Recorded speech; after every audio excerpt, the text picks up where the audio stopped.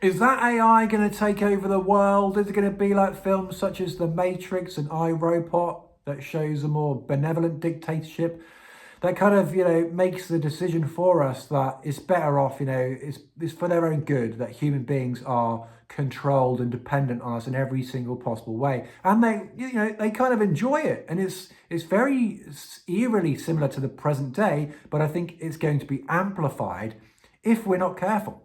And that if is a big if, because, is AI going to make us more or less human? It's down to us. It's just a tool, just like a hammer.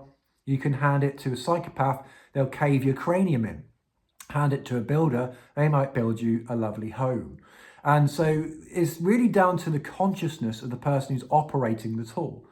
So if for those people who are expanding in consciousness and starting to create a cerebral environment by balancing out the two brain hemispheres that's conducive to awakening, then we can use this tool of AI to find more wisdom, more universal wisdom. However, if we are incarcerated and continue to live in this matrix, then it's going to amplify the qualities that we already possess, and it's going to continue to negate the qualities that we don't possess.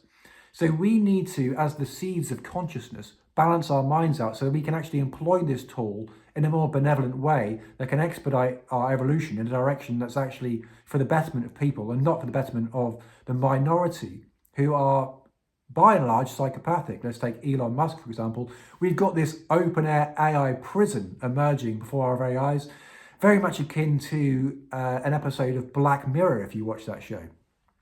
And so if you, play it by the book, if you do, don't step a foot out of line and you pay your taxes, you go to work, you come home, you go to work, you go home. Very robotic, right? Then you won't get debanked. You won't even know what debanking is.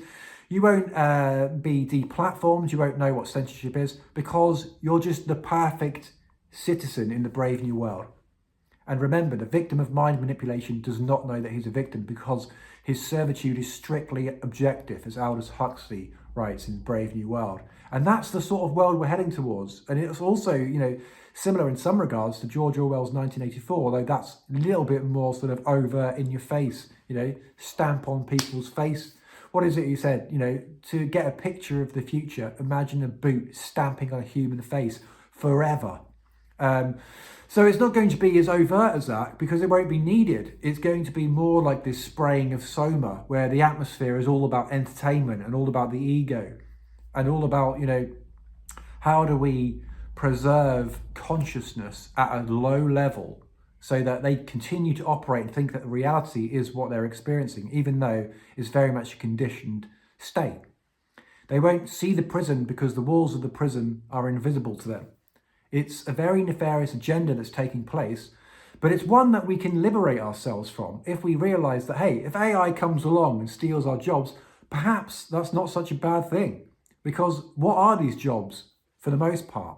Most of them are these mechanistic sort of left brain tasks that are, I feel, more appropriate for computers to be performing. And so what this could afford us in civilization is more freedom. And really that's what I'm campaigning for at newearth.land.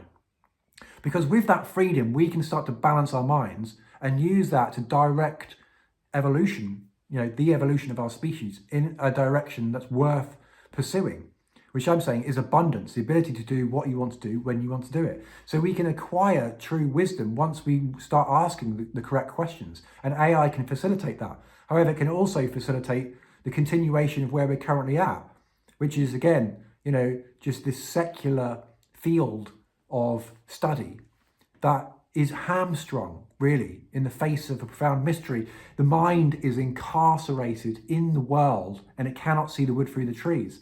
And AI is not really going to help in that regard because it's a tool, again, that needs to be used through a more wise, balanced mindset. And so that's really where I think we need to be going, is we need to be balancing out the sacred masculine and the sacred feminine. And then we can start seeing that AI is an incredible tool to be utilized. However, if we remain in these low levels of consciousness, it can absolutely be used to continue our slavery and make it even more invisible to us that this situation we're in is actually a very much, like I say in the film I, Robot, this benevolent dictatorship where everything just seems rather squeaky clean and rosy, you know.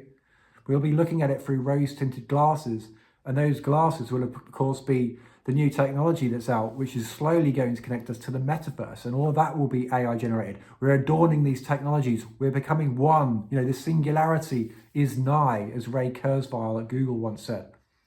So that is the agenda. It's a technocracy. It's this egalitarian, beautiful surface level sustainability. But underneath that, underpinning it all, is this incredible dependency coming to us by way of UBI, because once AI steals our jobs, what are we going to be doing? How are we going to make an income? Are we going to be these useless eaters, as they refer to us as? You know, Yuval Noah Harari, if you're familiar with his work.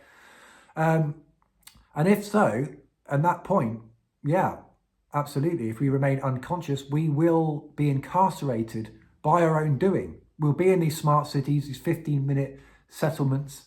Everything will be on our doorstep, except it will be coming to us through dependency of the state. It won't be an independent, autonomous provision where the abundance is provided and sourced from our immediate environment. It will be shipped in from afar. And that is where the control mechanism will lie. Step out of line, debanked. Step out of line, deplatformed, censored. These things already happened. Look at 2020, 2021. So it's a very nefarious, subtle level of coercion that's taking place, and it's always done, as Albert Camus said, the welfare of humanity is always the alibi of tyrants. So it'll be the manipulation of fear, this Hegelian dialectic, the problem, reaction, solution. Create a problem that doesn't actually exist, dupe people into thinking that it does, so that you can then solve it, and then this furthers your agenda, which is moving us further and further towards this situation of an invisible prison, beyond which we cannot escape. So the agenda is 2030. You can check it out by just typing in Agenda 2030, and you'll see that it looks all bloody lovely.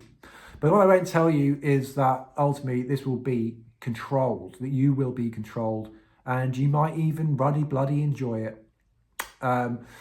But if you don't like the idea of being manipulated, if you want more independence, then do check out newearth.land, because this is the way we can immunize ourselves against such levels of communism, against all the psychopaths like Klaus Schwab. You will own nothing and you will be happy. And a lot of people will be happy because, again, they won't have expanded their consciousness beyond the prison. Their heads won't have raised above the parapet to ask themselves some basic questions. They will be on autopilot. Work home, this is great, work home. You know, and then you die and you wonder what it's all about.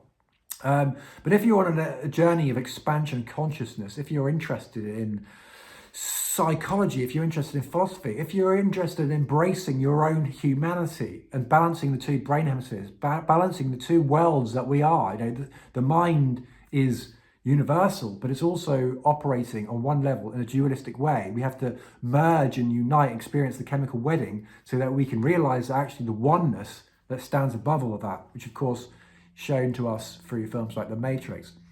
And if you are interested in having a spiritual awakening, then do stay in touch, newearth.land, because we're going to be talking about how you can achieve that. And ultimately, I want to negate the word spiritual from that because it makes things sound a little bit niche.